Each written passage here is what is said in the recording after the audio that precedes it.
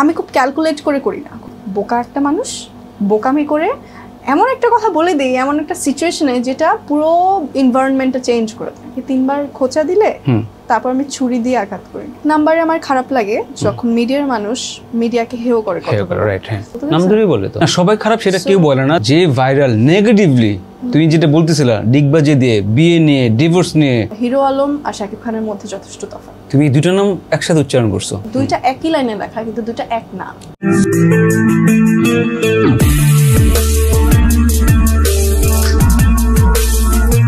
আমি ভাইরাল হতে চাই। এখনকার নায়িকারা নিজেদের কাজের চেয়ে বেশি পার্সোনাল লাইফ নিয়ে ভাইরাল। মানুষজন তোমাকে চিনে। বছরে যদি 100 কাজ হয়, 30টা কাজের জন্য অফার দেয়, 20টা আমি রিজেক্ট করে দিই আর 10টা ওনারা আমাকে রিজেক্ট বলছি। সিন্স ওইটা আমার এখনো কোনো ঝামেলা হয় না। তুমি রিজেক্ট কেন করো? ওই ক্যারেক্টারগুলো আমি করতে চাই না, ক্যারেক্টারের উপর বিলিভ করতে পারবো না। আমাকে অনেক সময় রিজেক্ট করে দেয় কারণ তারা আমাকে ভালো লাগে। 100 কাজের মধ্যে শেষ পর্যন্ত আমি আসলে 2টা কাজ করতে পারি। আমি আমার দিল দিয়ে শুটিং করলাম, চাচ্ছিলাম যে ওই সময়ের একটা নায়িকার ক্যারেক্টার আমার ঝুলিতে থাকুক। কাজ নিয়ে কোনো গল্প নেই, পার্সোনাল লাইফ। এই সেক্টর একটা বিজনেস, কেউ বিক্রি করে চেহারা, কেউ বিক্রি করে হাসি। সো তুমি প্যাচ লাগাও কিভাবে সেটা বলতেছিলে তুমি। হ্যাঁ, তারপর আবার কি তোমার ট্রেট আছে সেটাও একটু বলে নাও প্লিজ। বলো। আমি প্যাচ লাগাই না, কিন্তু হয় না মাঝে মধ্যে বিভিন্ন কথা অথবা অ্যাক্টিভিটি কোন একটা সিচুয়েশন বিগড়ায় দেয়।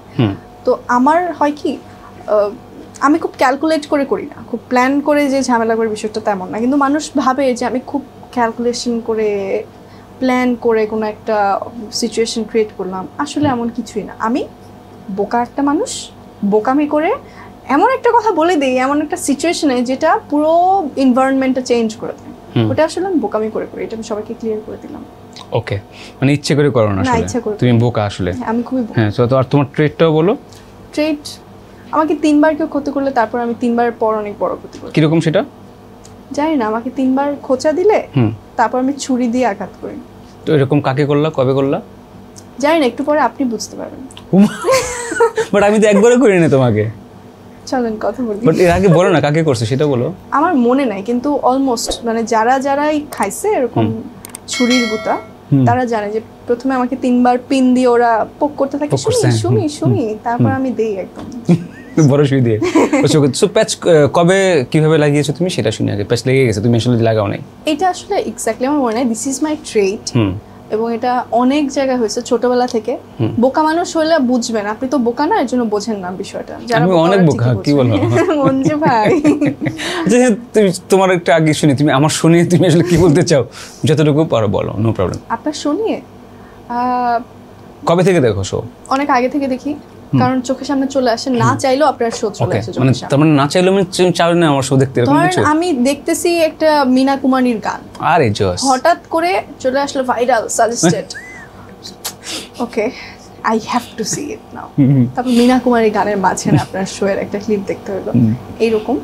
তারপর দেখেছি আপনার মানে শো দেখলে মনে হয় আপাত দৃষ্টিতে যে আপনি খুব ইয়ো একটা পারসন। সবাই আপনার কাছে এসে ধরা দেয়, সব নায়িকারা আপনার জন্য পাগল, তারা আসেই আপনার সাথে হচ্ছে কথা বলতে। আপনি একদম সবাইকে মানে কায়েদ করে দেন যাকে বলে। তো আসার পর আমি দেখলাম যে ভীষণ নায়িকারা আপনাকে এসে কায়েদ করে দেয়। আপনি আসলে কায়েদ করার মানুষ না, কায়েদ হওয়ার মানুষ। হ্যাঁ, এটা আসার পর বুঝবেন। শো দেখে মনে হয় যে আপনি সবাইকে কায়েদ করে দেন, এরকম। তারপর আমি আসলে ওরকম না, আপনি খুব ভালো, তাই না? খুবই ভালো। দেখছি এটা সবাই বলে, জানো, মানে শো দেখে একরকম ভাবে, আসলে দেখলে একরকম লাগে, হ্যাঁ, আবার কথা বললে বোঝা যায় বিষয়টা একদমই। হ্যাঁ, যখন ভাবে যে তখন আসলে পুরো আমি বললাম তো, এখন আমরা ক্লিয়ার করে দিলাম, এই আশা করি এইটা মানুষ শুনবে, তারপর ওরা বুঝতে পারবে যে আপনি আসলে কায়েদ হন। সেটাই না, ভাবে যে ভাই আপনি এরকম, তুমি তো শো দেখে ভাবছিস ভাই আপনি ভাইরাল করার জন্য এরকম জিজ্ঞেস করেন, প্যাচে ফেলেন না, স্বাভাবিক না, মানে সবাই যা ভাবে আমি তাই ভাবি, সাধারণ মানুষ। তো তার মানে তুমি পজিটিভ যে আমার শো তুমি ভালো লাগে বা এরকম? খারাপ কিছু লাগে? খারাপ লাগে হচ্ছে অনেক সময় নেগেটিভ মার্কেটিংটা অনেক ভালো করে যায় মানুষজন। কিরকম?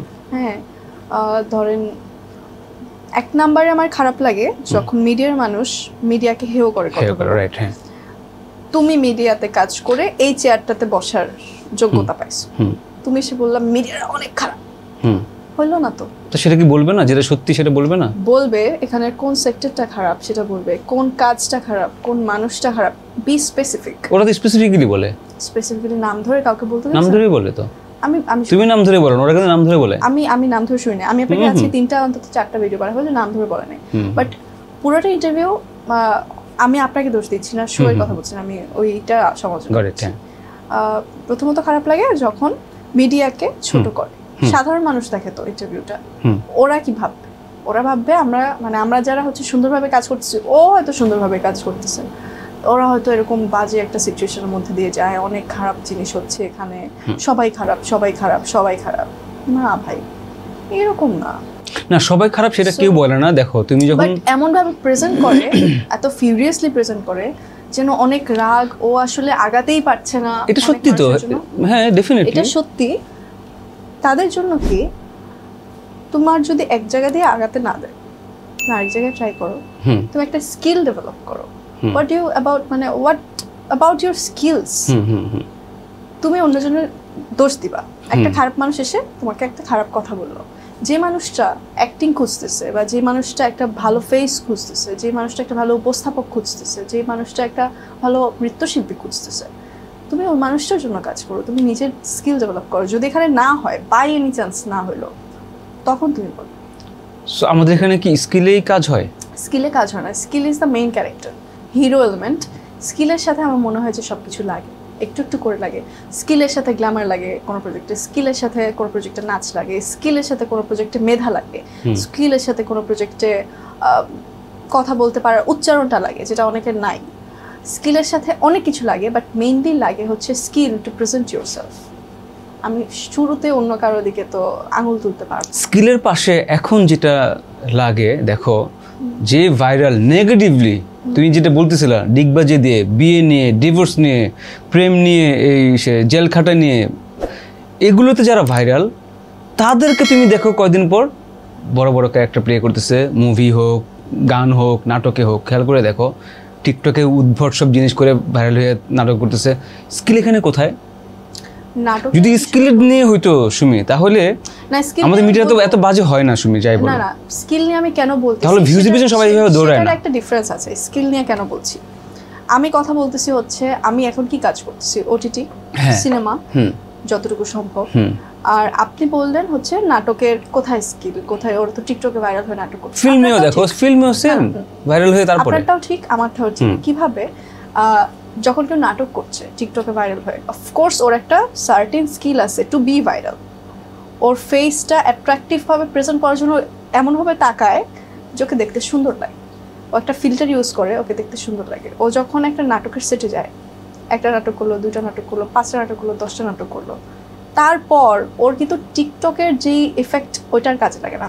10টা নাটকের পর ওর এমন একটা কিছু থাকে যেটার জন্য দর্শক। তুমি যেটা বললা যে উচ্চারণ এন্ড অল, রাইট, যে সিনেমা আর ওটিটির ওইখানে ডিগবাজি দিয়ে হয় না। ডিগবাজি দিলে মানুষ 250 টাকা 300 টাকার টিকিট কেটে সিনেমা দেখতে যাবে। This is not possible. নিজের টাকা থাকলে সিনেমা বানায় আমি নায়ক হতে পারি, বাট হিরো আলম আর শাকিব খানের মধ্যে যথেষ্ট তফাৎ।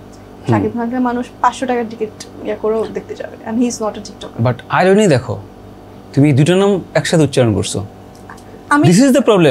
আমার প্রবলেম কিন্তু এখানে, আমি সাধারণ মানুষ হিসেবে বলছি, বাট আমার প্রবলেমটা এখানেই। যখন টিকিট কিনতে দেখতে যাব, তখন আমি হচ্ছে একজনের দেখবো, আবার আমার হাতে তো ফোন আছে। আমি যখন ফোন আর কি ফ্রি একটা স্ক্রল করতে পারবো, তখন আমি সব দেখি। না, আমার এই প্রবলেমটা, আমার প্রবলেমটা এখানে যে দুইটা নাম যখন তুমি উচ্চারণ করো একসাথে, ওইখানে আমার প্রবলেমটা। যে শাকিব খানের সাথে এই নামটা তুমি কিভাবে বলো, মানে ইটস নট অ্যাবাউট ইউ। আমরা কিভাবে না এটা উচ্চারণ করে কেন? কারণ আমাদের ছোটবেলায় আমরা ব্যাকরণ বই পড়ছি না, ওখানে লেখা ছিল বিপরীত শব্দ। ওখানে এক জায়গায় ভালো লেখা ছিল, বিপরীত শব্দই খারাপ লেখা ছিল। দুইটা একই লাইনে লেখা, কিন্তু দুইটা এক না। That's how I